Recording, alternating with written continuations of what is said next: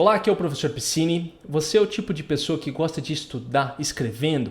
Gosta de ter apostilas, gosta de ter materiais impressos? Só que agora, o que acontece? Talvez você não está conseguindo imprimir, está ficando muito caro e você quer descobrir como estudar de uma forma diferente? Neste vídeo aqui eu vou passar para você dicas para que você consiga fazer essa transição, para que você não dependa unicamente dos materiais impressos.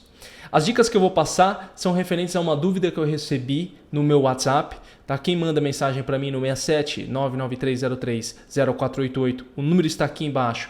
Participa dos meus grupos onde eu envio dicas e eu recebi essa dúvida da Cristina. Tá? Vou colocar aqui, a Cristina mandou uma mensagem de voz e eu vou responder a dúvida dela e passar as dicas para você conseguir estudar aí de uma forma muito melhor sem ter que imprimir sempre os seus materiais. Vamos lá.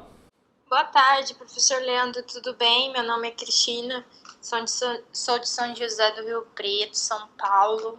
Por exemplo, sou uma pessoa muito visual. E a minha impressora, eu gosto de pegar o material quando eu imprimo pela impressora e riscar, fazer anotação. No caso é o seguinte, como que eu faço agora? Porque eu teria que necessariamente imprimir, né, ir numa gráfica ou comprar outra impressora. Ou tem uma forma do meu cérebro aprender? Porque eu tô tendo muita dificuldade. Eu percebo que eu fico meio, sim, a professora tá falando, tem que anotar tudo. Até o que tá escrito no slide, que ela já passou muitas vezes pra gente, o arquivo. Só que eu não tenho como imprimir. Eu tenho que ficar escrevendo as duas coisas ao mesmo tempo. E eu não sou uma máquina, né, professor? Escreve o que dá e eu sinto que tá faltando conteúdo pra mim. E muitas vezes eu não consigo lembrar o que a professora falou lá. Ou se não, tá no caderno pela metade, é só palavras soltas, assim, porque não dá tempo de escrever tudo. O senhor me ajuda, por favor? Bem, essa é a dúvida da Cristina, tá? Ela tá com muita dificuldade, né? Porque ela dependia muito dos materiais escritos.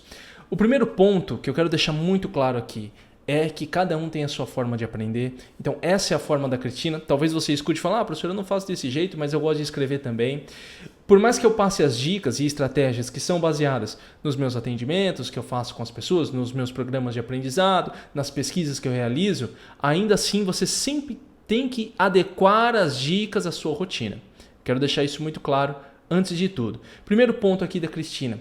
Olha só, ela tinha um ritmo de estudo, uma forma de estudar, que era o quê? Ela pegava o material, anotava, escrevia, ela comparava ali, você vê que ela depende muito do material escrito porque ela tinha já uma base com o material escrito. E quando você perde isso, você meio que fica solto. É muito interessante que à medida que a gente estuda escrevendo, se você não faz isso, é bom que você faça, mas o estudar escrevendo dá uma sensação de conforto pra gente.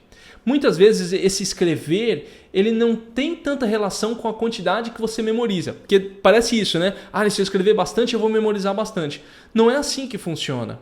Você, na verdade, colocando palavras-chave e conceitos-chave já seria o suficiente para sinalizar e facilitar o seu processo de memorização. Esse é um ponto. Falei bastante sobre isso também em como estudar por videoaulas, onde eu falei como anotar.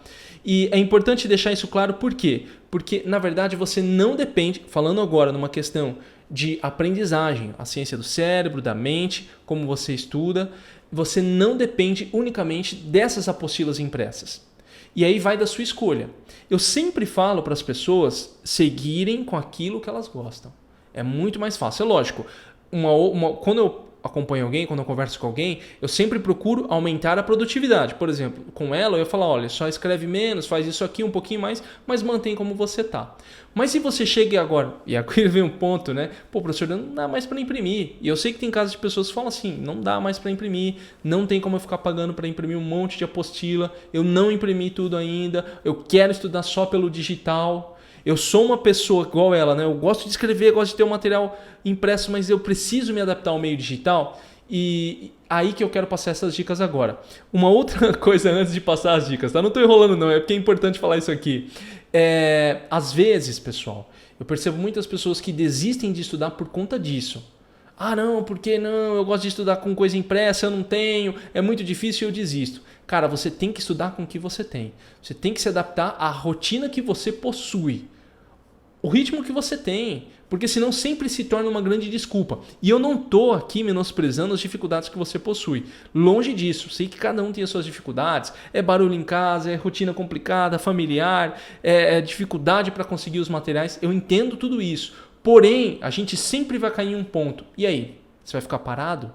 Entende? É bom deixar isso aqui claro. Então se adapte ao que você tem. Se você não consegue imprimir os materiais, vamos aqui para as dicas. Primeira coisa, você não precisa digitar. Se você só gosta de escrever, você não precisa digitar, porque é o que eu entendi aqui da Cristina, ela digitava os materiais. Você pode ter um caderno de anotação, ó, tem um caderno como esse aqui, eu tenho vários caderninhos desse aqui, ó. Os caderninhos aqui, acho que eu paguei R$1. Isso, sei lá. Não, mentira, tá aqui, ó, 7,15 eu paguei nesse caderninho aqui. Pô, barato, ó, um monte de folha. Já é o suficiente. Ah, professor, eu gosto de caderno maior. Pode ser também. Você separa os seus cadernos por matéria e você vai marcando as aulas que você está assistindo ali. Você não precisa necessariamente colocar no computador, colocar no PDF do computador. Eu nem vou falar de PDF aqui porque eu já falei em outro vídeo de PDF. Se você quiser, já assiste. Vou deixar um cartão por aqui. Se eu não deixar o cartão, me lembrem aqui embaixo nos comentários, porque às vezes eu esqueço de pôr o cartão. Mas o que acontece? Você não precisa só usar ali o material digital. Você pode escrever sim. A Cristina colocou, professor, mas eu dependo do material escrito como um estudo norteado. Tá? Eu vou falar até em referência a isso num vídeo posterior, que eu vou passar dicas de anotação, a importância de um material para orientar. Mas não necessariamente é a essencial. Você pode se orientar por aqui. Se você está assistindo uma videoaula e a professora faz uma menção, olha só, essa página aqui é importante. Cara, não precisa colocar tudo que está escrito na página ali. Você coloca a página 20, a professora falou que é importante, rever depois. E depois você pega o material digital para você rever aquilo. E você vai deixando tudo organizadinho no seu caderno, nas suas folhas, no que você preferir. Tem gente que estuda com folha sulfite, guarda tudo em pasta. Tem gente que estuda com caderno, tem gente que estuda com planner. Você quem decide a maneira como você vai organizar isso. Mas o que é importante? Anote o que o professor está explicando. O seu foco tem que ser na aula do professor, no que ele está explicando. Se ele fizer uma referência na aula a uma fórmula, se você está estudando exatas, a uma lei, se você está estudando direito, a uma passagem teórica, se você está estudando um conteúdo mais de humanas, você coloca ali, página 20, o professor fez referência a tal coisa, página 30, o professor fez referência a isso, página 40, o professor sinalizou como importante. Porque é o seguinte, quando você termina a aula, eu sempre costumo dizer que você tem um pós-aula, que é o processo de revisão, que pode ser no mesmo dia, que é importante que você tenha, no dia seguinte, no fim de semana. Nesse processo de pós-aula, né, que é a revisão, você pode pegar esse material e falar, não, agora eu vou dar uma olhada naquela tabela que o professor sinalizou aqui para mim. Vou dar uma olhada naquela fórmula, vou dar uma olhada no que ela sinalizou para mim. E aí vem o mais importante disso tudo. Aqui eu dei só os passos para você fazer a sua anotação e ficar tranquila.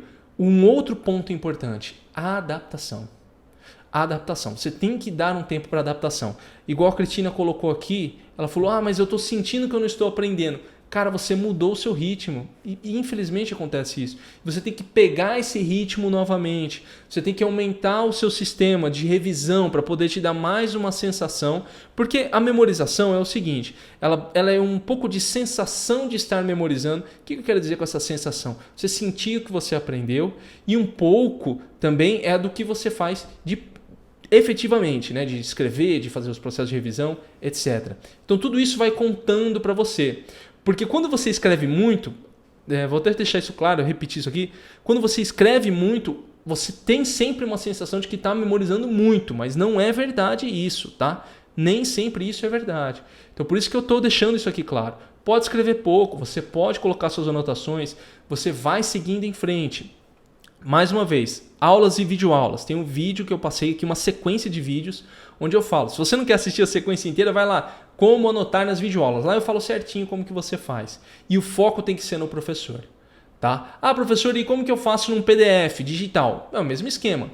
Vai ler no PDF e depois você faz a sua anotação. Não tem diferença. O importante aqui é uma mudança de mentalidade para você se adaptar com esse novo ritmo de estudo, porque você está saindo de algo que era muito familiar e muito acostumado, você estava muito acostumado. E o segundo ponto é você fazer as suas anotações. Beleza?